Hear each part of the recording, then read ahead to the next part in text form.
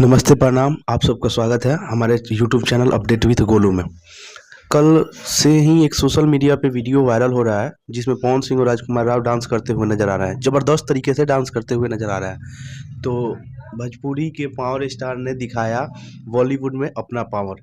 हाँ जी, लगातार back to back दूसरा गाना पवन सिंह के आवाज़ में राजकुमार राव के मूवी में।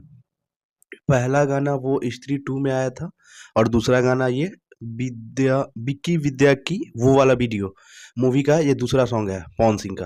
पवन सिंह इसमें ना कि एज अ सिंगर बल्कि एक्टर भी इसमें एक्ट करते हुए नजर आएंगे, डांस में परफॉर्म करते हुए नजर आएंगे। पवन सिंह इसमें परफॉर्म कर रहे हैं।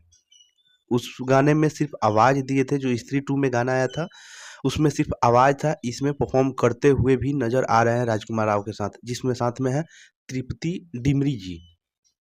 पवन सिंह का ये एक और लकीर है भोजपुरी के लिए और भोजपुरी कलाकारों के लिए। पवन सिंह मतलब सच में यार वो इंसान पे मतलब क्या ही बोले, बहुत आगे तक जा रहा है और बहुत नाम कर रहा है बॉलीवुड में। लगातार बैक टू बैक दूसरा सॉन्ग देना ये छोटी बात नहीं है, बहुत बड़ी बात है।